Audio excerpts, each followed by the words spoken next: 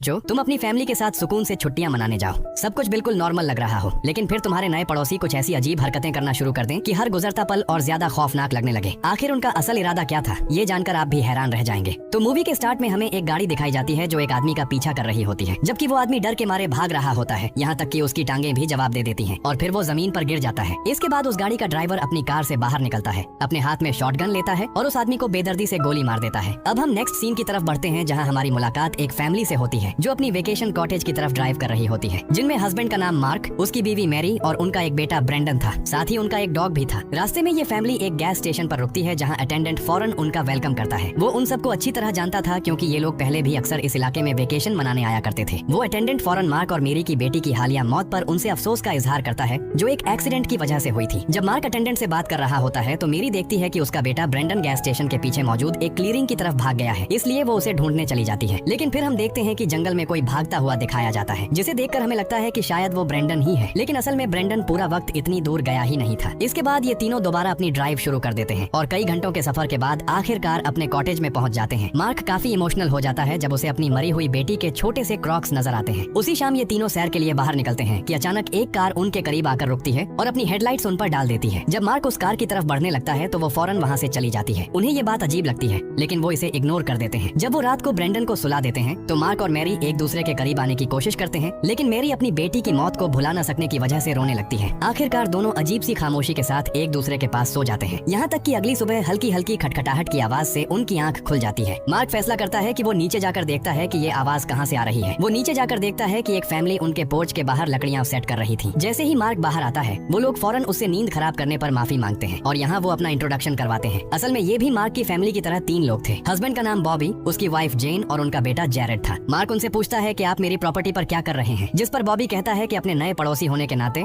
हम आप लोगों को कटी हुई लकड़ियां तोहफे में देने आए थे, क्योंकि वो लोग उनके बिल्कुल साथ वाले घर में रहते थे। वो ये भी कहते हैं कि वो लंच पर उनके घर आना पसंद करेंगे। अचानक ये बात सुनकर मार्क थोड़ा हैरान होता है, लेकिन फौरन इस बात पर राजी हो जाता है, क्योंकि उसे लगता है कि दोनों फैमिलीज एक दूसरे को जानने में दिलचस्पी रखती हैं। जब मार्क वापस ऊपर जाता है तो वो मैरी को बताता है कि मेरी नए पड़ोसियों से मुलाकात हुई है और वो आज लंच पर हमारे घर आना चाहते हैं। मेरी को ये बात पसंद नहीं आती, क्योंकि वो यहाँ सिर्फ सुकून और खामोशी हासिल करने आए थे, लेकिन वो मजबूरी में मान जाती है और उसी दिन बॉबी अपनी फैमिली के साथ उनके घर लंच के लिए आ जाता है। लेकिन आम लोगों की तरह पहले डोर पर नॉक करने के बजाय वो सीधा बिना नॉक किए घर के अंदर एंटर हो जाते हैं। कुछ देर बाद जब मार्क की फैमिली उनका वेलकम कर चुकी होती है तो बॉबी एक ऐसी फैमिली का जिक्र करता है जो मार्क और मैरी से पहले इस घर में रहती थी। वो बताता है कि वो फैमिली अचानक बिना कोई निशान छोड़े गायब हो गई थी। जैसे जैसे दिन गुजरता है हम देखते हैं कि बॉबी और जेन मार्क और मैरी की पर्सनल जिंदगी के बारे में लगातार सवाल पूछने लगते हैं, जैसे उनका फैमिली बैकग्राउंड क्या है और फैमिली पिक्चर में मौजूद छोटी बच्ची कौन है। मैरी उदासी से बताती है कि वो मेरी बेटी है जो अब इस दुनिया में नहीं रही। बातों के दौरान मार्क नोटिस करता है कि वो लोग पॉलिश हैं, लेकिन उनका एक्सेंट बिल्कुल भी वैसा नहीं है। ये मुलाकात शाम तक जारी रहती है, इसलिए दोनों फैमिलीज इकट्ठी डिनर करने का फैसला करती हैं। इसी दौरान जैरेड पूछता है कि क्या मैं ब्रेंडन का रूम देख सकता हूँ, जिस पर दोनों लड़के ऊपर जाकर साथ गेम्स खेलने लगते हैं। उनके ऊपर जाने के बाद मार्क दोबारा उस फैमिली के बारे में पूछता है जिनका जिक्र बॉबी ने पहले किया था। बॉबी बताता है कि वो लोग बहुत गरीब थे जो अपनी कार में रहते थे। मैं उनके बारे में ज्यादा कुछ नहीं जानता था, सिवाय इसके कि वो मुझे विलेजर्स लगते थे। वो ऐसे शो कर रहे थे जैसे वो खुद बहुत ही ज्यादा रिच है। मगर जब बॉबी की शर्ट पर पानी गिरता है तो वहीं सबके सामने अपनी शर्ट उतार देता है और अपनी पैंट साफ करने लगता है, जिसे देखकर मेरी और मार्क को काफी अजीब लगता है। इसके बाद बॉबी और जेन मजीद पर्सनल सवाल पूछने लगते हैं, जैसे मार्क और मेरी क्या काम करते हैं, क्या उनका कोई और घर भी है और उनकी बेटी के साथ आखिर हुआ क्या था। जैसे जैसे बॉबी और जेन ऐसे सवाल करते जाते हैं हम साफ देख सकते हैं कि मार्क और मेरी बहुत डिस्कम्फर्ट फील करने लगते हैं। उधर ऊपर ब्रेंडन जैरेड के साथ गेम्स खेल रहा होता है और बार बार जीत रहा होता है। एक छोटा बच्चा होने की वजह से वो अपनी जीत पर काफी खुश हो रहा होता है, लेकिन अचानक जैरेड को गुस्सा आ जाता है और वो उसके गले पर नाइफ रख देता है। ब्रेंडन रोता हुआ नीचे भागता है, लेकिन उसी वक्त जैरेड भी झूठ मूठ रोना शुरू कर देता है और अपने पेरेंट्स के पास जाकर कहता है कि ब्रेंडन ने मुझे मारा है, जबकि ब्रेंडन इस बात से इनकार करता है। जब मेरी ब्रेंडन को गले लगाती है तो वो उसके गले पर लाल निशान देखती है और समझ जाती है कि कुछ न कुछ जरूर गलत है और मार्क को भी कुछ गलत लगता है, इसलिए वो कहता है कि अब आप सबको वापस जाना चाहिए। वहीं बॉबी और जेन उन्हें समझाते हैं कि ये तो सिर्फ बच्चों का खेल था और हम सब कुछ ठीक कर सकते हैं, लेकिन मार्क फोर्स करता है कि आप अब चले जाएं। आखिरकार वो लोग वहाँ से जाने पर राजी हो जाती है, लेकिन बॉबी लगातार मार्क को मनाने की कोशिश करता रहता है कि हम दोबारा भी मिलेंगे। इस सबसे मार्क को काफी अजीब लगता है और मजबूरन उसे उन सबको घर से धकेलना पड़ता है। उनके जाने के बाद मार्क अपना गुस्सा जेन की दी हुई फूलों की वास पर निकालता है, लेकिन उसे मालूम नहीं होता कि बॉबी बाहर खड़ा विंडो से बड़े खौफनाक अंदाज में उसे देख रहा था। उसी रात बाद में मार्क अपनी बीवी से कहता है कि मैं यहाँ खुद को महफूज महसूस नहीं कर रहा और मैं शहर वापस जाना चाहता हूँ। वो उसे ये भी बताता है कि मेरा भाई भी कॉटेज आने वाला है। मेरी को ये बात पसंद नहीं आती, क्योंकि इस वेकेशन कॉटेज पर आने का मकसद ही ये था कि वो अपनी बिखरती हुई फैमिली बॉन्ड को दोबारा मजबूत करें, जो उनकी बेटी की मौत की वजह से डिस्टर्ब हुई थी। इसके बाद दोनों घर के अंदर वापस जाते हैं ताकि टूटी हुई वास के टुकड़े इकट्ठे कर सकें। इसी दौरान उनका डॉग भौंकने लगता है और मार्क उसको बाहर छोड़ देता है। लेकिन ज्यादा देर नहीं गुजरती कि अचानक बाहर से गन शॉट की आवाज आती है और फिर हम जंगल में एक अननोन फिगर को देखते हैं। डर के मारे मेरी और ब्रेंडन ऊपर जाकर छुप जाते हैं, जबकि मार्क अपनी गन निकालता है और सारे डोर्स को लॉक कर देता है और जो भी सामने आए उसका मुकाबला करने के लिए तैयार हो जाता है। ऊपर मेरी मदद के लिए कॉल करने के लिए अपना फोन ढूंढती है, लेकिन उसे वो कहीं नहीं मिलता। इसी दौरान मार्क बाहर झांक कर देखता है और उसे पता चलता है कि उनकी कार के टायर्स पंक्चर हो चुके थे। इसके बाद मार्क देखता है कि जैरेड आराम से बाहर चल रहा था, इसलिए मार्क बाहर निकलता है और जमीन पर पड़ा अपने डॉग कॉलर को उठा लेता है जिसे जैरेड वहाँ छोड़ गया था। एक छोटे से साइको की तरह जैरेड बड़े सुकून से कहता है कि बॉबी इस वक्त मार्क के डॉग को दफन कर रहा है। इसके बाद वो एक पत्थर उठाकर उनकी विंडो पर मारता है जिससे वो टूट जाती है। फिर वो दूसरा पत्थर मार्क की तरफ फेंकता है, लेकिन वो उसे लगता नहीं। अब ये सब देखकर मार्क को उसे शूट कर देना चाहिए था, लेकिन वो ऐसा नहीं करता। आखिरकार मार्क जैरेड को जाने देता है और वापस घर के अंदर आ जाता है। फिर हमें पता चलता है कि जैरेड ने विंडो पर जो पत्थर फेंका था वो दरअसल मार्क का फोन था, जो अब पूरी तरह टूट चुका था। मेरी उसे बताती है कि मेरा फोन भी गायब है, जिसे शायद जैरेड चुरा कर ले गया है। यहाँ मार्क अपनी गन मेरी को दे देता है और कहता है कि ब्रेंडन के साथ जाकर छुप जाओ, जबकि वो खुद बाहर जाकर इस मामले को संभालता है। वो अपने साथ किचन नाइफ लेता है और मदद ढूंढने के लिए करीब मौजूद एक घर की तरफ चला जाता है। इसी दौरान कॉटेज के अंदर जैरेड पहले ही मौजूद था और आराम से वीडियो गेम्स खेल रहा था। कुछ ही देर बाद हमें पता चलता है कि बॉबी भी घर के अंदर एंटर हो चुका है। सिर्फ यही नहीं बल्कि उसने मार्क को भी काबू कर लिया था और उसी को इस्तेमाल करते हुए वो मैरी और ब्रेंडन को बाहर आने पर मजबूर करता है। वो उन सबको लिविंग रूम में बिठा देते हैं। जब बॉबी किसी दूसरे रूम में जाता है तो जेन बताती है कि जैरेड दरअसल मेरा बेटा नहीं बल्कि मेरा भाई है। पता चलता है कि बॉबी ने उन्हें एक जालिम फैमिली से बचाया था और तब से जेन हमेशा उसके साथ रह रही है, क्योंकि उसे डर है कि अगर वो उसे छोड़ देगी तो उसके पास जाने के लिए कोई और जगह नहीं होगी। और फिर जैसे ही वो ये बात खत्म करती है, बॉबी वापस अंदर आ जाता है। उसी वक्त वो बताता है कि अब मैं बॉबी नहीं रहा बल्कि मेरा असल नाम मार्क है। असल में ये तीनों काफी अरसे से लोगों की आइडेंटिटीज चुरा कर अपनी जिंदगी गुजार रहे हैं और जो कहानी इन्होंने पहले सुनाई थी उस फैमिली की, वो दरअसल बॉबी की कहानी थी। उसकी वाइफ कैंसर की वजह से मर गई थी और बॉबी ऐसी गरीबी वाली जिंदगी और नहीं गुजारना चाहता था, इसलिए उसने अमीर लोगों को मारकर उनकी आइडेंटिटी चुराना शुरू कर दी। और अब ये लोग मार्क, मेरी और ब्रेंडन की आइडेंटिटीज चुराना चाहते थे, लेकिन अचानक उन्हें बाहर एक कार की आवाज सुनाई देती है जो असल में मार्क का भाई था। वो आखिरकार कॉटेज पहुंच जाता है। वो बॉबी, जेन, मार्क और मेरी बड़े काफी अच्छे से उसका वेलकम करते हैं और ऐसा जाहिर करते हैं जैसे सब कुछ बिल्कुल ठीक हो। इसी दौरान ऊपर जैरेड अपनी गन की नोक पर ब्रेंडन को हॉस्टेज बनाए हुए होता है। वहीं मार्क का भाई बॉबी और जेन के साथ एक अजीब सी मुलाकात के बाद कहता है कि मैं अपनी कुछ चीजें कार से लेकर आता हूँ, लेकिन जैसे ही वो बाहर जाता है बॉबी अचानक उसे गोली मार देता है, जिससे मार्क शदीद गुस्से में आ जाता है। वो बॉबी को चैलेंज करता है कि अगर हिम्मत है तो मुझे भी गोली मार दो, लेकिन मेरी उसे याद दिलाती है कि तुम्हारी एक बीवी और एक बच्चा भी है जिनकी जिम्मेदारी अभी तुम पर है। अब वो लोग गन पॉइंट पर मार्क और मेरी को मजबूर करते हैं कि वो अपनी एक अमीर और बेहतरीन फैमिली वाली डेली रूटीन उनके सामने परफॉर्म करें ताकि उन्हें मारने के बाद वो उन्हीं की जिंदगी की नकल कर सकें। कुछ देर बाद जेन और जैरेड रूम से बाहर चले जाते हैं क्योंकि जेन मैरी के ड्रेसेस पहनकर देखना चाहती थी। उन दोनों के जाने के बाद बॉबी अपनी शॉटगन मार्क के सर पर मारता है और उसे जबरदस्ती बिठा देता है, जिसके बाद वो मैरी के साथ जबरदस्ती इंटीमेट होने की कोशिश करता है, मगर उसे पता नहीं था कि मैरी ने अपने पास एक चाकू छुपाया हुआ है और मौका मिलते ही अचानक वो उसके सीने में चाकू घुसा देती है, जबकि मार्क अपने घुटने से उसके चेहरे पर वार करता है और दोनों उससे गन छीन लेते हैं। लेकिन मामला इतना आसान नहीं था। वो छोटा साइको दोबारा अंदर आता है और अपनी गन की नोक पर ब्रेंडन को पकड़े हुए होता है और एक बार फिर ये फैमिली मजबूर होकर हथियार डाल देती है और सब दोबारा लिविंग रूम में बैठ जाते हैं। वहीं बॉबी सीने में नाइफ लगने के बावजूद जिंदा बच जाता है, जबकि जेन अब मैरी का एक ड्रेस पहन चुकी होती है। यहाँ जेन और बॉबी एक दूसरे को मार्क और मैरी कहकर बुलाना शुरू कर देते हैं। इसके बाद बॉबी एक न्यूज़पेपर कटआउट निकालता है और बताता है कि जब से मैंने तुम लोगों की बेटी की मौत वाला न्यूज आर्टिकल पढ़ा था तब से मैं तुम लोगों की तलाश में था, क्योंकि उसके ख्याल में यही वो फैमिली थी जिनकी आइडेंटिटीज वो तीनों चुरा सकते थे। जैरेड अपनी गन लिए मार्क के करीब आता है तो मार्क मौका देखकर उससे गन छीन लेता है और बॉबी की टांग में गोली मार देता है। इसके बाद वो अपनी गन जेन की तरफ तान देता है और उसे धमकी देता है कि वो अपनी शॉटगन नीचे रख दे, लेकिन वो इनकार कर देती है। फिर मेरी भी उससे यही बात कहती है, लेकिन बड़े नरम अंदाज में, इसलिए जेन उसकी बात मान लेती है। इधर बॉबी अपनी जिद की वजह से हथियार डालने पर तैयार नहीं होता। वो मार्क पर हमला करने के लिए आगे बढ़ता है, जिस पर मार्क उसे गोली मारकर हमेशा के लिए खत्म कर देता है। फिर नेक्स्ट सीन में एक एम्बुलेंस बॉबी की लाश को ले जाती हुई नजर आती है, जबकि जेन और जैरेड को पुलिस गिरफ्तार कर लेती है। यहाँ जेन और मेरी एक दूसरे की तरफ देखते हैं और जेन के चेहरे पर कोई भी रिग्रेट नहीं था। आखिर में मार्क और मेरी एक मैरिज काउंसलर से मिल रहे होते हैं और अब वो पहले से ज्यादा खुश दिखाई देते हैं और अपनी जिंदगी में आगे बढ़ने के लिए बिल्कुल तैयार थे।